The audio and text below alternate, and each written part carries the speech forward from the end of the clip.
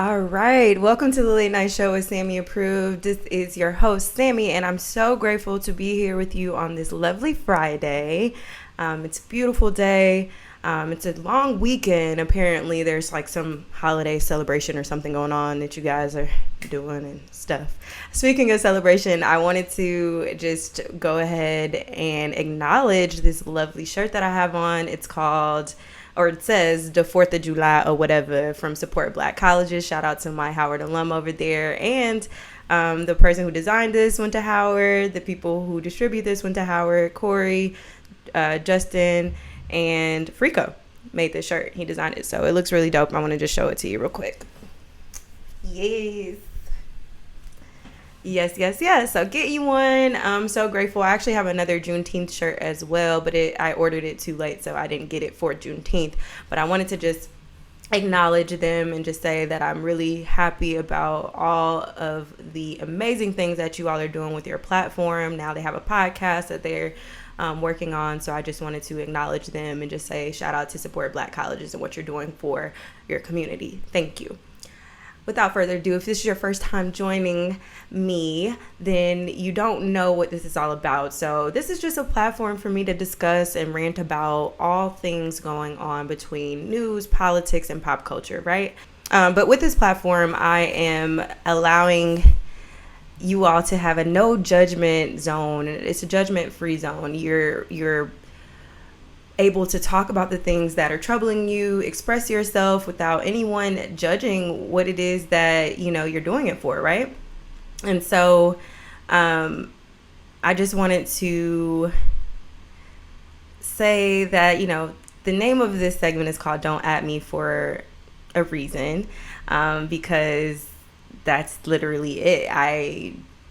Because it's not a judgment zone and because these are just all of my opinions and my thoughts, you literally don't need to at me, okay?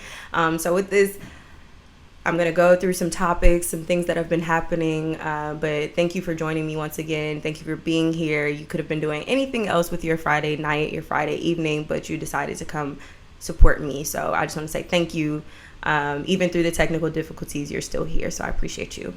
Moving along now, our first topic is not necessarily the most exciting, and I say that because it's not the happiest of things that I wanted to report on, but I do think it's something that we should discuss nonetheless.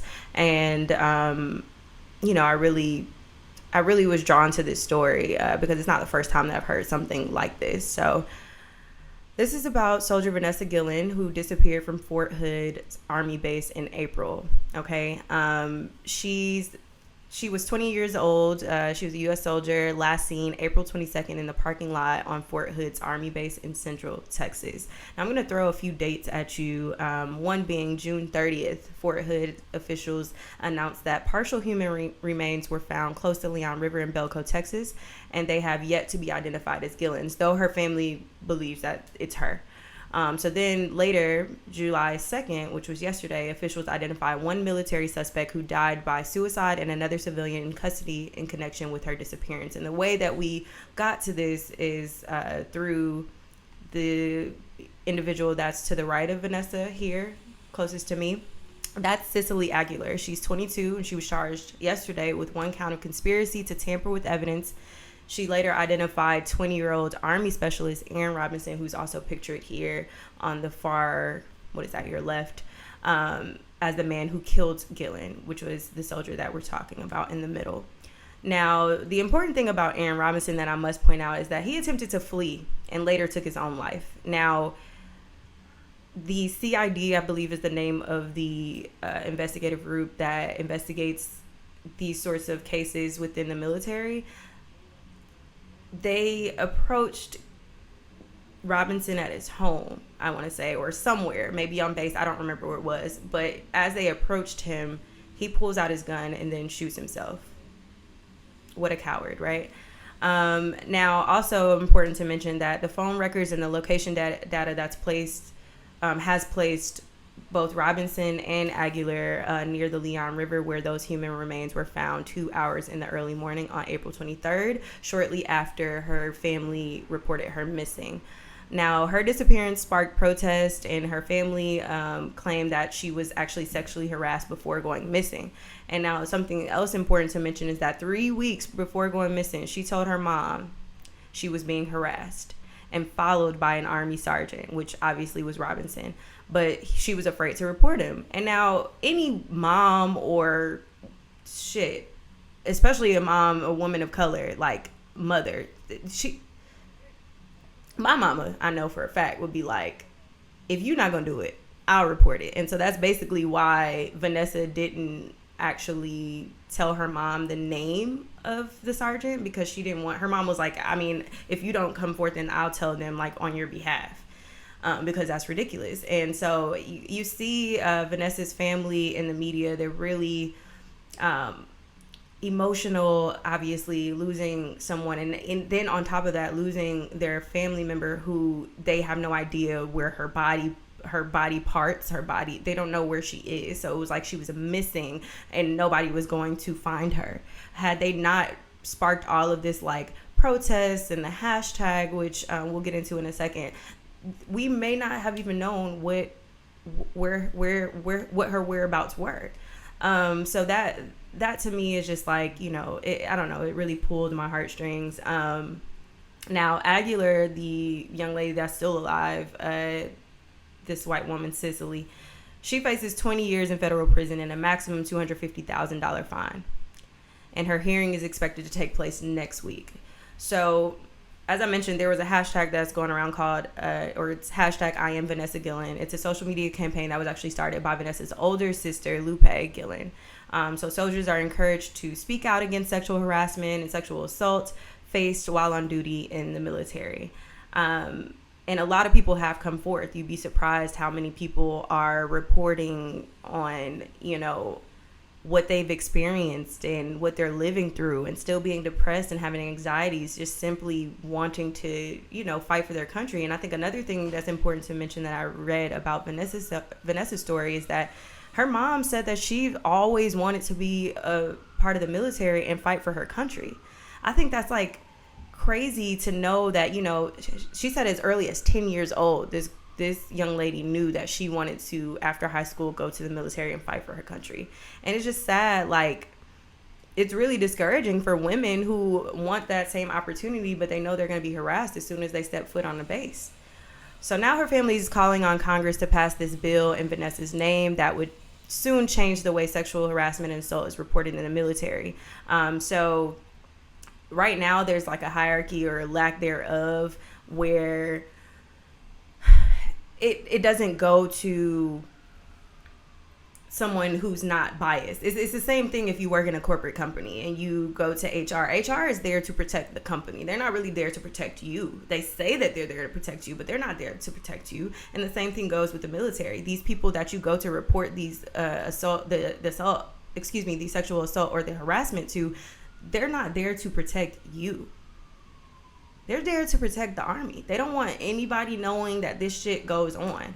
So, I mean, and just to give you some statistics, according to an annual report by the Pentagon from 2019, the Army received 5.5 reports of sexual assault per 1,000 soldiers, a rate that didn't change from the previous year and doesn't account for those who choose not to report their assaults.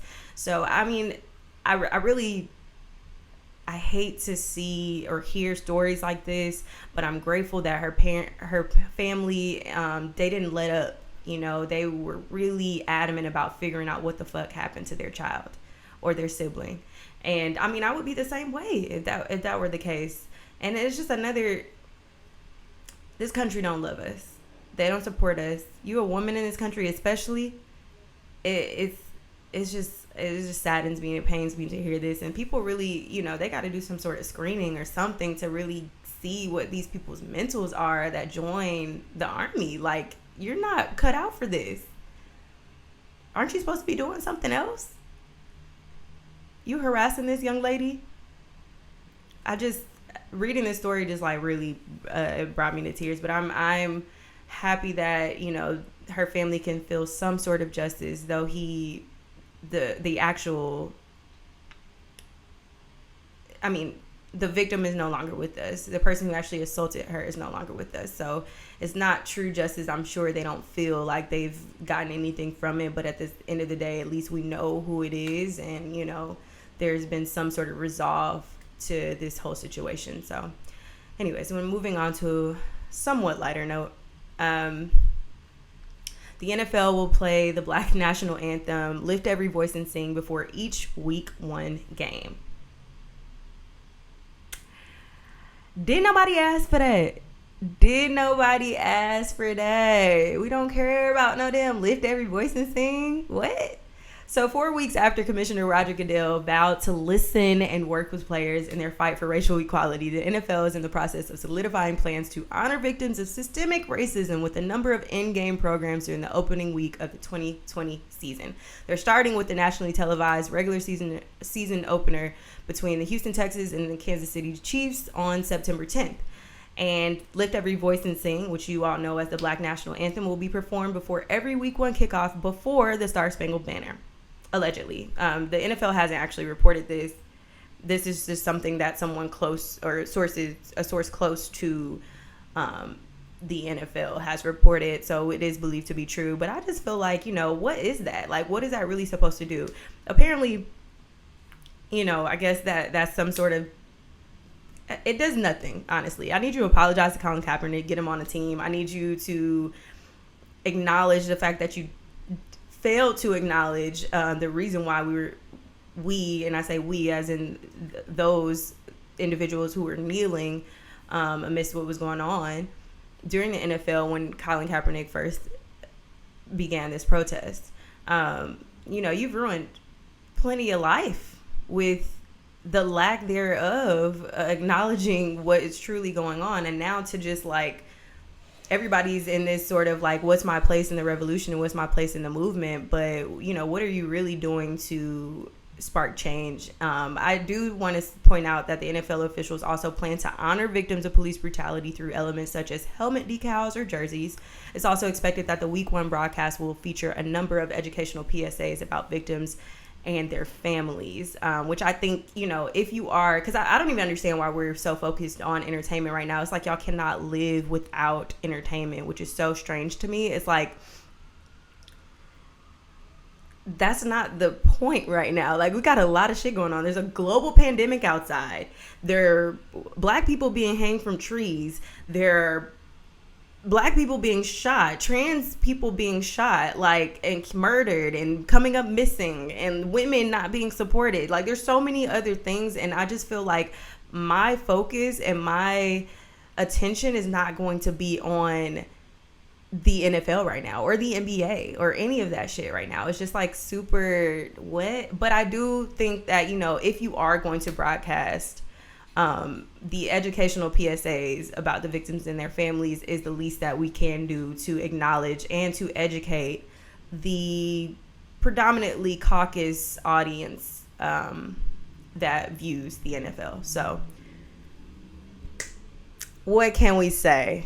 Well, that was that for the NFL. Speaking of athletes, though, and, you know, the, I guess, transition and like movement of or progression of entertainment and sports. All right, I'm just going to talk right here because the audio cut out. But basically, I was talking about five-star college basketball recruit Makur Maker. He commits to Howard University. He's a five-star senior. He announced his commitment today, actually this morning, that he will be going to, or he'll be the first highest ranked college basketball prospect to commit to a historically Black college or university since the ESPN recruiting database started in 2007. Maker chose the Bison to become a Bison over UCLA, which is like a huge fucking deal. I think that we have to acknowledge that, you know, it's super admirable to know that someone of his,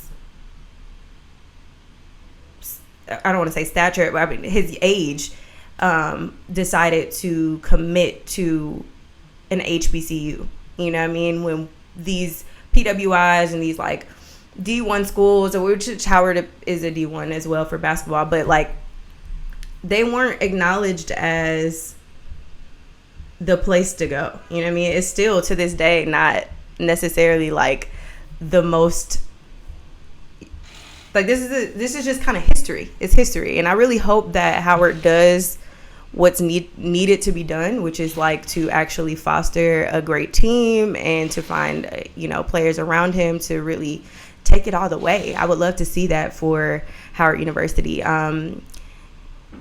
He quotes, or I want to read this quote from him from Twitter. "I was the first to announce my visit to Howard University, and others started to dream what if.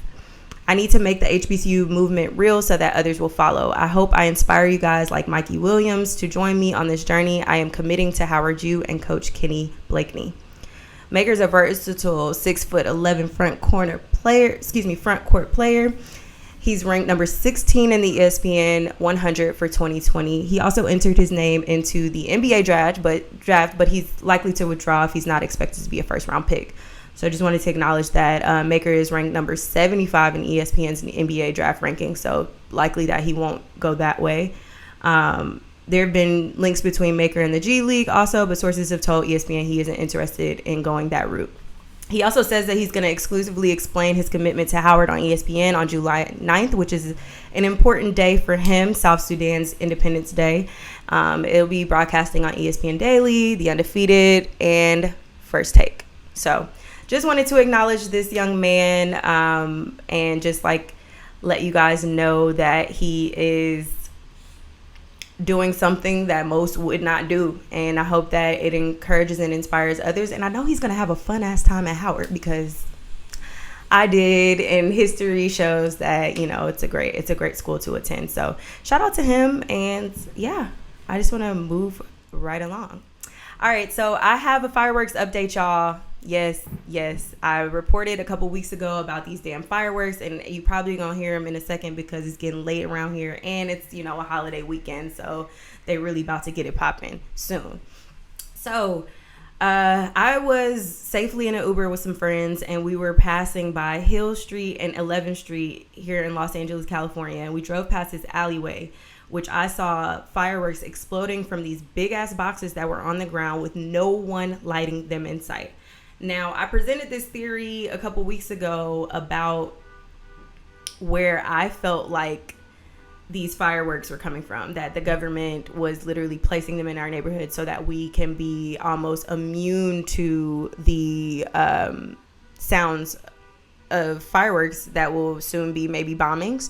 And I don't want to claim that to be true, but I do believe that this is what's happening, because I literally, when I tell y'all I wish I had video, I was driving past, or the Uber was driving past, and we look over and these fireworks are going off, and I'm finally seeing where they're coming from, but there's nobody, not a dog, not a cat, not a person, not a car, anybody in a car. Like, you know, I'm thinking like maybe somebody like lit it and then went back to their car or something. It was nothing around there. It was just going off by itself, and I'm like, I know I'm not tripping, I'm not geeked, like this is really weird.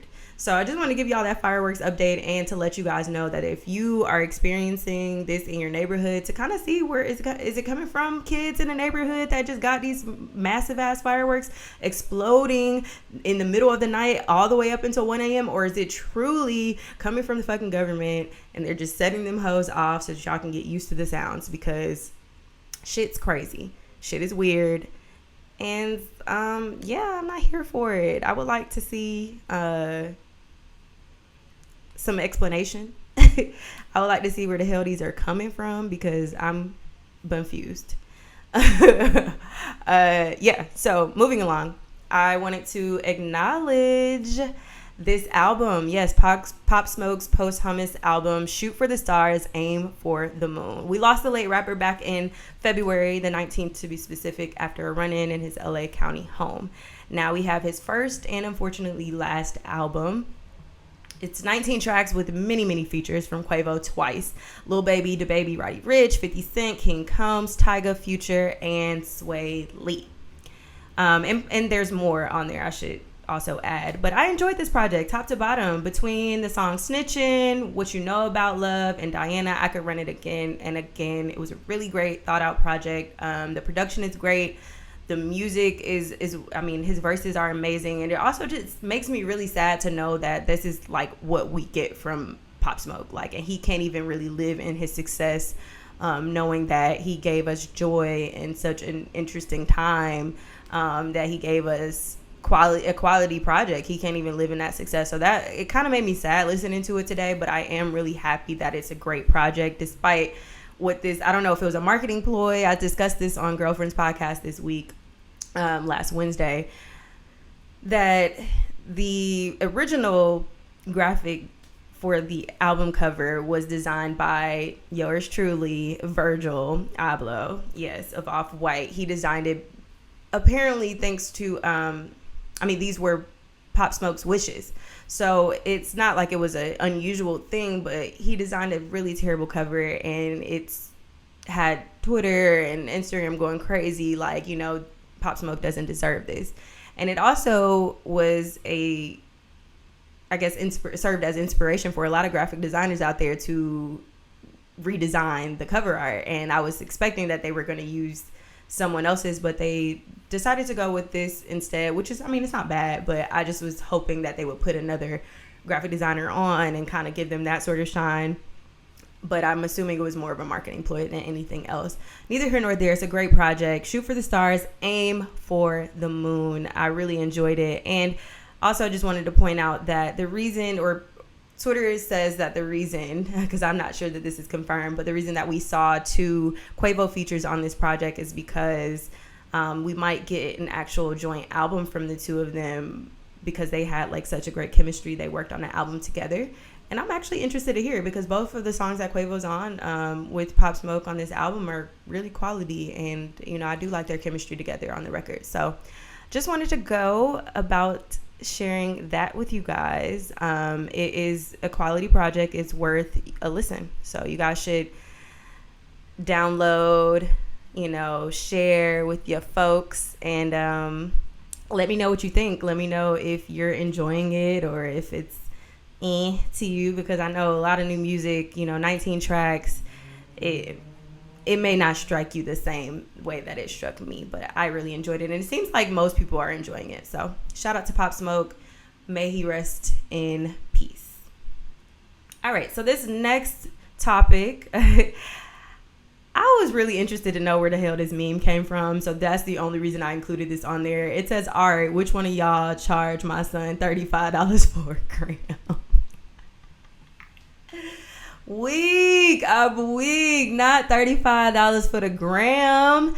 Okay, so white St. Louis couple points guns on protesters marching by their mansion to mayor's home. Now, these peaceful protests are in wake of, you know, Breonna Taylor, her murderers not being arrested or convicted for her death. This also is in light of just the entire Black Lives Matter movement and the many deaths that we are seeing across the country of Black folks.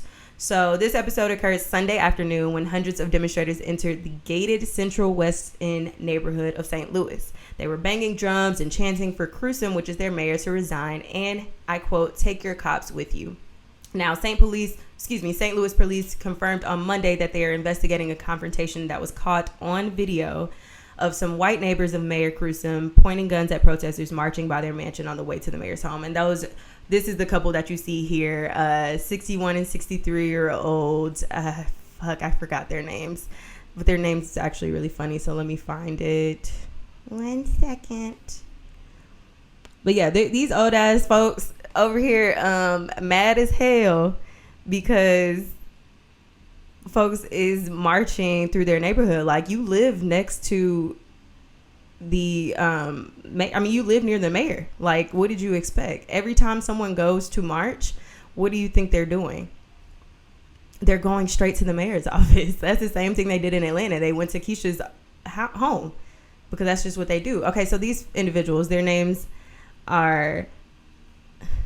they actually are attorneys, of course. Mark McCloskey and Patricia McCloskey. Yeah, they wanted to set the record straight, too, that they support the Black Lives Matter movement, and it wasn't towards the peaceful protesters, but it was the people who were on their property and trying to, like, destroy their property and come in. And I just don't believe none of that shit, honestly. That's a cheap ploy. They just wanted to buck up and let y'all know that they strapped. And I want to also just mention that I don't have a problem with you protecting your home and protecting your space, but when you going about doing things like this, and then kind of, not even kind of, but like lying about your intentions, that's when I have a problem. Like, those folks wasn't doing nothing to y'all. They were on their way to the mayor's office, or not the mayor's office, but the mayor's home. And for you to say this has something to do with that they were trying to damage your property, or that they were threatening you and you felt threatened and you come out with the goddamn Glocks, relax. Now, this little boy that's in the photo is not really there. Somebody photoshopped his ass in the photo, but I just think it's so funny, and I wanted to just speak on that briefly. And also, arrest and convict the cops who murdered Breonna Taylor in her home when she wasn't doing anything. She couldn't protect herself. Okay? Thank you. All right. So my last and final topic, in the vein of police, but now a much better story, where the police actually did their fucking job.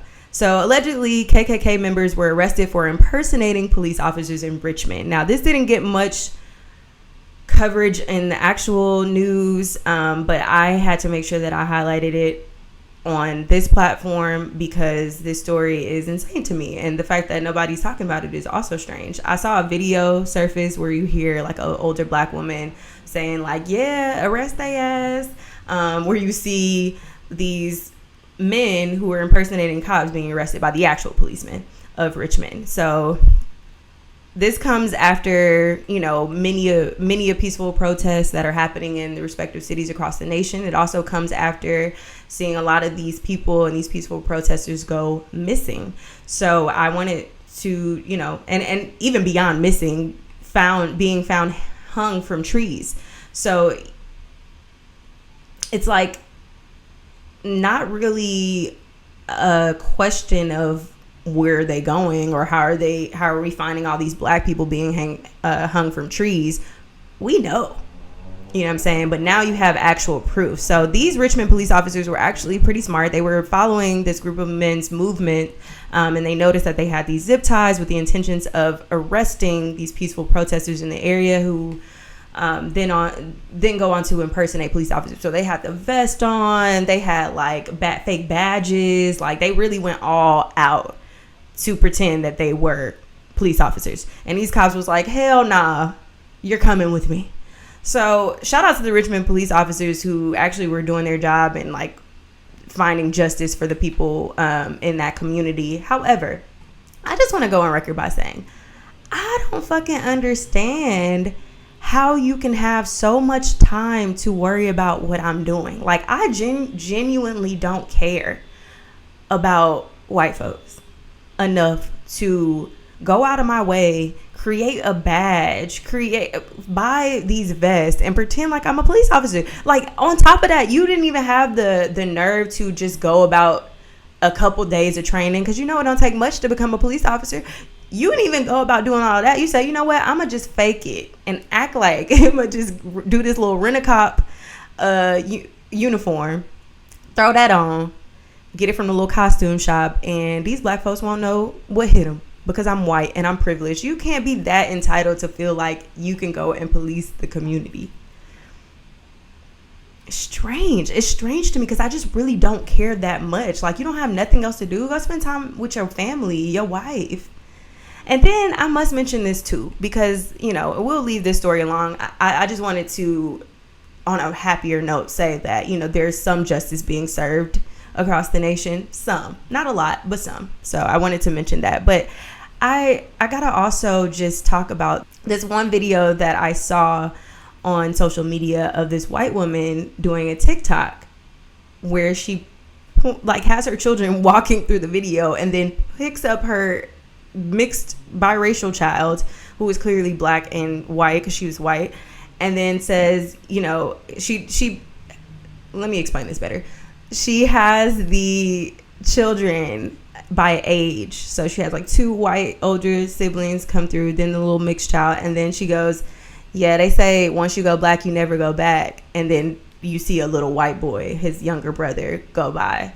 And it's like, this is why y'all gotta stop breeding with white folks, because they don't really love us.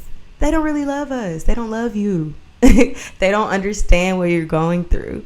They won't understand because they've never had to experience the things that you're experiencing. I actually had this conversation with a friend of mine earlier this week. Like, I really want to understand, and I don't really care to understand actually at this point. It's like, let's just breathe within our own, because clearly, you know, we not for everybody. We not for everybody. Like, I don't know what black man upset her, but like, that child is gonna be scarred for life, thinking that he doesn't fit in with it. He already don't fit in with his family. Like, on top of that, you're picking him up in a TikTok video and making a mockery of his existence, and you chose to breed with a black man. Nobody asked you to do that, except that black man, which I don't understand. So I mean, just moving forward, you guys, let's make better choices about who we breed with, who we make children with. It was a lot going on this week, and I wasn't able to get to everything that I wanted to, but I'm just grateful that you guys were here and rocking with me. There's one thing in particular that maybe I'll talk about in 2 weeks when we're back here at 6 p.m., 9 p.m. Eastern Standard Time, and it's about a new virus, unfortunately found in China, again, through an animal. It's a concern for it, or it's called G4 virus, and there's concern for pandemic potential flu strain. So I don't have a lot of information on it yet, which is why I didn't go into vast details, but it is something to, you know, be cautious of and, you know, stay protected out here, because there are diseases running rampant, and I don't really know what's going on in the world, but I just wanted you guys to be safe. As you may or may not know, if you're following the numbers, that we had over 55,000 cases across the nation in a day reported of positive coronavirus cases. So yeah, it's real. It's not a fake thing. I'm happy to know that my friends and family are doing well, and they're safe, and they're being cautious. And I'm not asking you all to not live your life. You know, that's really hard and difficult to do. But as we continue to maneuver through our communities, just continue to wear that mask. You know, if you're feeling a little sickly, stay your ass at home. And, you know, there's plenty that you can do at the crib in your drawers. You ain't even got to have, like, get dressed. And I can't even believe we used to go out every day. Can you believe that? We used to go out every day as if, you know, we needed to. You could save some of that energy, and you could join me at home. I'm here with my girl E every Wednesday on Twitch with Girlfriends Podcast. I'm also here bi-weekly for Late Night Show with Sammy Approved, 6 p.m., 9 p.m. Eastern Standard Time. So there's plenty of opportunity and plenty of time for you to join and kick it with me in the safety of your home. You ain't got to put on no clothes for me, child. Okay? So I just wanted to say that and just encourage you all to stay safe and stay strapped up out here, because it's real. Now, I know I mentioned that this is a holiday weekend. It's a 3-day weekend. You can do some relaxing, since a couple weeks ago we were able to celebrate Juneteenth. Now you don't have to necessarily celebrate anything. You can actually just kick it at the crib and just like relax and enjoy your extended weekend. Because, I mean, and then honestly, I never remember a time where I was like, I love America on the 4th. You know, it's just a good time to kick it with your family, eat good food, you know, another weekend to do that. And because it's a national holiday, you know, you have that time off. So take advantage of it. Enjoy yourselves. Enjoy some of them sales if that's what you into. You know, I'm not really pushing the capitalistic agenda, but there are plenty of black businesses that you can go about supporting. So yes, enjoy. I love you guys. I thank you for tuning in with me despite the difficulties we had earlier. I really appreciate you for calling me to tell me that the audio wasn't straight, or to tell me that, you know, you couldn't see me against the logo. All these things, I do want you to know that it doesn't go unnoticed, that I have the same friends and family supporting me all the time. So I just want to say thank you so much. And I'll be back in 2 weeks to chat with you about what's going on, the real news, politics, and pop culture you've been waiting for, right here, Late Night with Sammy Approved. And remember, don't at me. I love y'all. Peace.